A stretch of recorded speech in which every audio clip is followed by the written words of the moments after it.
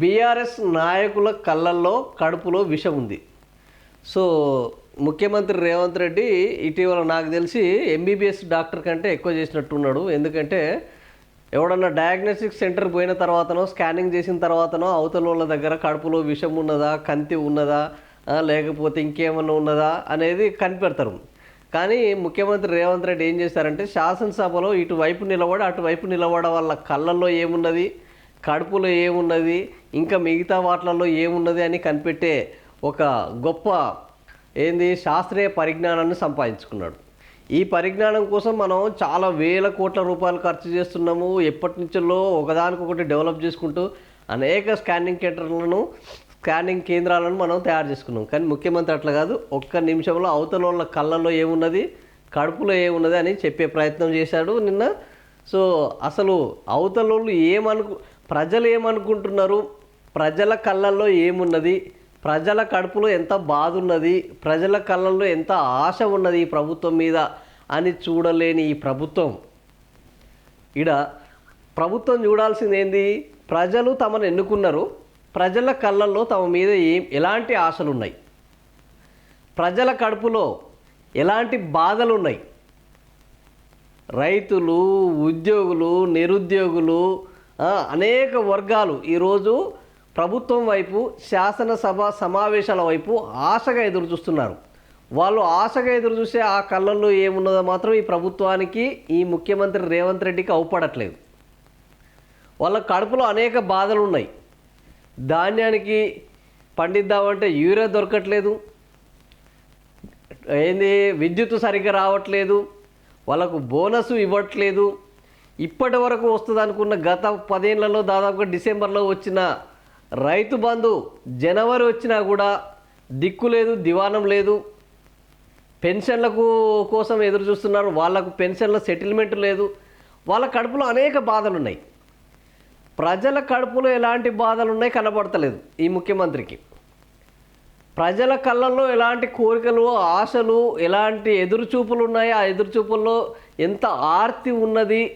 2 ఏళ్ల పాలన అయిపోయింది, ఇంకా ఈ వచ్చే 2 ఏళ్లలో అయినా ఏమన్నా మార్పు వస్తుందా ఈ ప్రభుత్వంలో, ఏమన్నా జనం గురించి పట్టించుకునే ఆలోచన ఉందా, లేకపోతే ఊకదంపుడు ఉపన్యాసాలైనా, ఉడతా భక్తి సాయం ఏమన్నా చేస్తారా అన్న ఆ జనం కళ్ళల్లోని ఎదురుచూపులను చూడలేని ఈ గుడ్డి అనకూడదు, ఈ గుడ్డి ప్రభుత్వము ప్రతిపక్షాల వాళ్ళ కళ్ళలో మాత్రము కడుపులో కళ్ళల్లో విషం ఉన్నది మాత్రం బ్రహ్మాండంగా కనిపెట్టగలుగుతున్నాడు. అంటే ఇప్పుడు ఈయన ఎవరిని చూస్తున్నాడు అంటే 24 గంటలు హరీష్ రావు, కేటీఆర్, కేసీఆర్ వీళ్ళు ఏం చేస్తున్నారని పట్టించుకునే తీరిక వాళ్ళని స్కానింగ్ చేసే పనిలో తప్ప వాళ్ళనే స్కానింగ్ చేస్తున్నాడు. ఈ విషయాన్ని, ఈ మురుగును, ఈ రోగాలను కనిపెట్టేది ఎవరు చేస్తారు? జనరల్గా స్కానింగ్ కేంద్రాలలో చేస్తారు. ఇవన్నీ బాబు నీకు ఇంత బ్లడ్లో విషం ఉన్నది, లేకపోతే నీ కడుపులో ఇంత కణితి ఉన్నది, నీకు ఈ రోగం ఉన్నదని స్కానింగ్ చేస్తారు. ఇప్పుడు ముఖ్యమంత్రి రేవంత్ రెడ్డి ఏం చేస్తున్నాడు అంటే వీళ్ళ ముగ్గురిని 24 గంటలు స్కానింగ్ చేస్తున్నాడు. వీళ్ళకు విషం ఉన్నదా, లేకపోతే విషయం ఉన్నదా, ఏమున్నది, విషయం లేనోడు విషయం గురించి మాట్లాడతాడు అన్నట్టు నిన్న జరిగింది. ఇది మేము పాలమూరు రంగారెడ్డి ప్రాజెక్టుల గురించి చర్చ చేపడతాము. ఈ పాలమూరు రంగారెడ్డి ప్రాజెక్టుల మీద బీఆర్ఎస్ ప్రభుత్వము రాసిన మరణ శాసనాన్ని జనాలకు చెప్తాము అని పెద్ద కోతలు కోసిన రేవంత్ రెడ్డి నిజంగా ఆ చర్చ వచ్చేంతవరకు సమయమును పాటించాలిగా. వాళ్ళని సభలో ఉంచి వీళ్ళు చేసిన తప్పులను మొత్తం తెలంగాణ ప్రజానికానికి చూపెట్టే విధంగా వ్యవహరించాలి కదా. ఆ ఇంటికి యజమాని ఎవరు ఈరోజు? శాసనసభ పక్ష నాయకుడు. అంటే ఆ ఇంటిని పొద్దున లేస్తే నిర్వర్తించాల్సింది ఏ విధంగా ప్రతిపక్షాలను వెళ్ళగొట్టాలన్నా, వెళ్ళగొట్టకుండా ఉంచాలన్నా, వాళ్ళకు అవకాశం ఇవ్వాలన్నా, అవకాశం ఇవ్వకూడదా, వాళ్ళు పెట్టిన ఎజెండాను చర్చించాలన్నా లేదా సభను ఏకపక్షంగా తీసుకెళ్లాలన్నా, ఇవన్నీ నిర్ణయించాల్సింది సభాపక్ష నాయకుడు. మరి పాలమూరు రంగారెడ్డి చర్చ రాకముందుకే నీకు వాళ్ళ కళ్ళల్లో ఉన్న విషము, కడుపులో ఉన్న విషము, అది కూడా ఎవరు? శ్రీధర్ బాబు మాట్లాడుతుంటే మళ్ళీ రేవంత్ రెడ్డిని ఏమన్నా అన్నారా అంటే అది కూడా ఏం లేదు. ఏదో మూసి ప్రక్షాళన మీద ఒక చర్చ జరుగుతుంటే అసలు ఈరోజు ఈ రాష్ట్రంలో ప్రధానమైన అంశం ఏంది? ఈరోజు శాసనసభ సమావేశాలు దేనికోసం పెట్టిరు? పాలమూరు రంగారెడ్డి మీద అని పెట్టారు. ఇదే ప్రధాన ఎజెండా. ఈ ప్రధాన ఎజెండాను ఎత్తుకోకుండా ఆ మూసి ప్రక్షాళన ఎన్నటికీ జరగని మూసి ప్రక్షాళన, ఎన్నటికీ వదిలించలేని కంపు మూసిని, ఆ మూసిని పట్టుకొని నిన్న రాష్ట్ర ప్రభుత్వము, రాష్ట్ర శాసనసభ పక్ష నాయకుడు, ప్రతిపక్ష నేతల కళ్ళల్లో విషం ఉంది, కడుపులో విషం ఉంది. ఏంది నా అధ్యక్ష ఇంత విషం పెట్టుకొని ఉన్నారు, వాళ్ళ అద్దాలు పెట్టుకున్నా కూడా ముఖ్యమంత్రి రేవంత్ రెడ్డికి ఈయన అద్దాలు పెట్టుకోకుండానే ఈయన దుర్బీన్లు వేసుకోకుండానే వాళ్ళ కళ్ళల్లో విషం ఎట్లా ఉన్నదో కనబడుతుందట. ఎంత దారుణంగా, ఎంత శాసనసభను ఇది నిన్న నాకు జరిగిన పరిణామం చూస్తుంటే ఏమనిపిస్తుందంటే పొమ్మన లేక పొగబెట్టినట్టు. మనం సబ్జెక్టు మీద హరీష్ రావు నిన్న లేచి మూసి ప్రక్షాళన మీద సభ జరుగుతుంటే అక్కడ వీళ్ళ యొక్క ఆలోచనను చెప్తుంటే ఒక 5 ప్రశ్నలు వేస్తున్నాను, ఈ 5 ప్రశ్నలకు సమాధానం ఇవ్వండి అంటే ఒక్క ప్రశ్నకు సమాధానం ఇవ్వకుండా మేము సమాధానం కోసం ఎదురు చూస్తున్నాం అధ్యక్ష, వీళ్ళు సభను తప్పుదారి పట్టిస్తున్నారు, మాకు సమాధానం కావాలని ఆయన అడుగుతుంటే ఆయన అడిగిన సమాధానం లేకుండా ఓవైపు శ్రీధర్ బాబు మాట్లాడుతుంటే ముఖ్యమంత్రి రేవంత్ రెడ్డి మధ్యలో లేచి ఇంకా ఇది అంతా ఏదో బురిడి కొట్టించే కార్యక్రమం నడుస్తుంది, మన బట్టలిప్పే కార్యక్రమం నడుస్తున్నది, మూసి మీద మన పరువు పోయేటట్టున్నది అని మూసి మీద మాట్లాడకుండా, మూసి మీద ఆయన ఏం మాట్లాడతారు? మూసిలో ఒక దగ్గర శివాలయము, ఒక దగ్గర సిక్కు ఆలయము, ఒక దగ్గర మసీదు, ఒక దగ్గర చర్చ్. అసలు ఈ దేశంలో కావలసినది ఆలయాల, విద్యాలయాల, వైద్యాలయాల? బీజేపీ వాళ్ళు ఆల్రెడీ మేము గల్లీకి గుడి కడతామంటున్నాడు. ఈయన మూసిని డెవలప్ చేసి మూసి వైపున ఈడొక యంగ్ ఇండియా స్కూల్ వస్తుంది, ఈడొక స్పోర్ట్స్ యూనివర్సిటీ వస్తుంది, ఈడొక స్కిల్ యూనివర్సిటీ వస్తుంది, ఈడొక ట్రైబల్ యూనివర్సిటీ వస్తుంది, ఇక్కడ ఇంటిగ్రేటెడ్ హాస్టల్ వస్తుంది, ఇక్కడ ఒక సూపర్ స్పెషాలిటీ హాస్పిటల్ వస్తుంది. ఆ వైపు నుంచి ఈ వైపు దాటకుండానే జనాలకు అద్భుతమైన అధునాతన సాంకేతిక పరిజ్ఞానంతో కూడిన వైద్యం అందుబాటులోకి తెస్తామని చెప్పకుండా ఆయన చెప్పింది ఏందయ్యా అంటే నైట్ బజార్లను ఏర్పాటు చేస్తారట. అంటే రాత్రంతా తినొద్దు, రాత్రి పండుకోకండిరా, రాత్రంతా వ్యాపారం చేసుకోండి, తెల్లారులంతా పడుకోండి, క్రైమ్ని విచ్చలవిడిగా చేయండి. ప్రపంచంలో ఎక్కడ నైట్ బజార్ జరిగినా అక్కడ క్రైమ్ రేటు విపరీతంగా ఉన్నదని అనేక నివేదికలు చెప్తున్నాయి. ఇప్పటికే తెలంగాణలో శాంతి భద్రతలు సంకనాకినాయి. సో నిన్న జరిగిన చర్చ దగ్గరికి వస్తే ముఖ్యమంత్రి రేవంత్ రెడ్డి ఏం చెప్తున్నాడంటే నైట్ బజార్లను ఏర్పాటు చేస్తా, మూసీ రివర్ ఫ్రంట్ మొత్తం అక్కడి నుంచి ఉప్పల వరకు ఆలయాలను నిర్మిస్తారట. మత సామరస్యాన్ని, మత సమ్మేళనానికి ఇప్పుడు ఈ రాష్ట్రంలో మత సమ్మేళనానికి వచ్చిన కొదవేం వచ్చింది, మత సామరస్యానికి వచ్చిన ప్రమాదం ఏమొచ్చింది? తెలంగాణ అంటేనే గంగా జమున తహజీబ్ అనే ఒక మత సామరస్యంతో ఇప్పుడు బ్రహ్మాండంగా నడుస్తున్నది కదా. ఇప్పుడు ఇవి కడితే తప్ప ఈ రాష్ట్రంలో అన్ని వేల కోట్లు పెట్టి అసలు సిక్కులు అడిగిర్రా? నిన్ను మస్జిద్ కట్టమని ముస్లింలు అడిగిర్రా? నిన్న ఆడ శివాలయం కట్టమని 800 ఏళ్ళ చరిత్ర ఉన్న శివాలయాన్ని కట్టాలని వాళ్ళు అడిగిర్రా? నీ దగ్గర తింటందుకు తిండి లేదురా అంటే మీసాలకు సంపెంగ నూనె అన్నట్టు రైతులకు బకాయిలు ఇవ్వలేదు, రుణమాఫీ పూర్తిగా చేయలేదు, పెన్షన్ బకాయిలు ఇవ్వలేదు.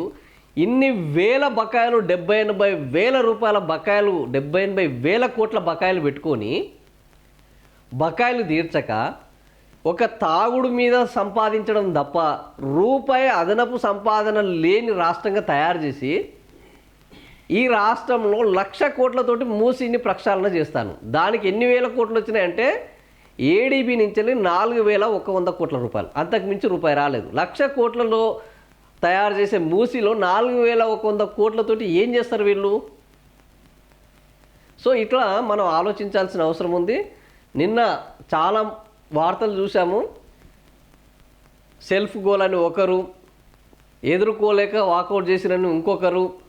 నాకేమర్థమైందంటే మన ఇంటికి ఎవరన్నా అతిథి వస్తే మనం వాళ్ళని సరిగ్గా ట్రీట్ చేస్తే మనతో పాటు వాళ్ళు కలిసి కూర్చుంటారు, తింటారు, మనతో పాటు చర్చిస్తారు. కానీ రాగానే ముక్కు విరుచుకున్నా, మూతి విరుచుకున్నా, ముఖం చిట్లించుకున్నా, వేరే వాళ్ళ మీద పేరు పెట్టి వీళ్ళని తిట్టినా, లేదుగా నేరుగా వాళ్ళని తిట్టి పెడితే ఈ తల్లి వీళ్ళతో ఈడ ఉంటే లొల్లి తప్ప ఏం అయ్యేటట్టు లేదని ఎవడైనా ఇంట్లో నుంచే వెళ్ళిపోతాడు. శాసనసభ పక్ష సమావేశాలు కూడా సరిగ్గా అట్లనే జరుగుతాయి. శాసనసభ పక్షంలో అధికారంలో ఉన్న నాయకులు ప్రతిపక్షంలో ఉన్న వాళ్ళను కొనసాగించాలన్నా వీళ్ళని బయటికి పంపించాలన్నది కంప్లీట్గా. మరి గతంలో కేసీఆర్ చేయలేదు. ఎస్, కేసీఆర్ కూడా అదే పని చేశాడు. ఎందుకు అని అంటే కేసీఆర్ ఆ రోజు ఏం చెప్పాడు? కేసీఆర్ కూడా ఆ రోజు ప్రతిపక్షం ఉండొద్దు అనుకున్నాడు. ఎందుకు ఉండొద్దు అనుకున్నాడు?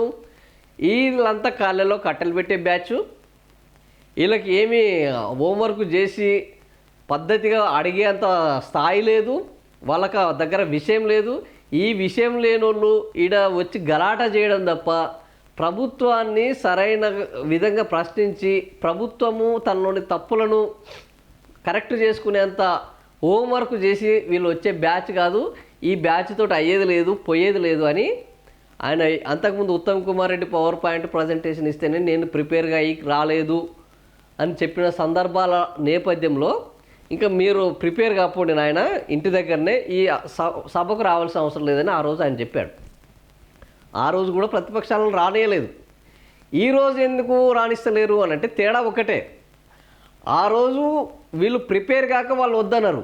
ఈ రోజు వీళ్ళు ఎక్కువ ప్రిపేర్ అయిన వాళ్ళు ప్రిపేర్ కాలేదు. అంటే వీళ్ళ యొక్క ప్రశ్నలకు వీళ్ళు సమాధానాలు చెప్పలేక వీళ్ళు ఎక్కువ ప్రిపేర్ అయ్యారు కాబట్టి వీళ్ళ దగ్గర సబ్జెక్ట్ ఉన్నది, వీళ్ళ దగ్గర విషయం ఉన్నది, వాళ్ళ దగ్గర విషయం ఉన్నది. సో విషయం ఉన్నోడు విషయం గురించి మాట్లాడుతున్నాడు, విషయం లేనోడు విషయం గురించి మాట్లాడుతున్నాడు. ఇది తేడా, అంతే. విషయం లేనోడు విషయం గురించి మాట్లాడతాడు, ఇంపు లేనోడు కంపు గురించి మాట్లాడతాడు, అంతే. ఇంతకు మించి నిన్న సభలో జరిగింది ఏంది అని అంటే ఈ విషయం అనే దాన్ని తీసుకొచ్చి వాళ్ళను రెచ్చగొట్టి వాళ్ళను వాకౌట్. అయితే ఈ సభలో ఇంకొక వ్యక్తి, ప్రధానమైన వ్యక్తి ఉంటారు. ఎవరు? స్పీకర్. స్పీకర్ ఏం చేయాలంటే సరే వాళ్ళు లొల్లి చేస్తారు, వీళ్ళకు పట్టులు ఉంటాయి, పట్టుదలలు ఉంటాయి, వీళ్ళిద్దరిని సమన్వయం చేయాల్సింది స్పీకర్. స్పీకర్ ఏం చేశాడంటే హరీష్ రావు మాట్లాడుతుంటే టక్కున ఆయన మైక్ కట్ చేశాడు. ఎందుకు కట్ చేశానంటే ఆయన క్లియర్గా మీరు ముఖ్యమంత్రిని విమర్శిస్తే నేను మైక్ ఇవ్వను అంటాడు. నీ అమ్మ, ఇదెక్కడ లొల్లి?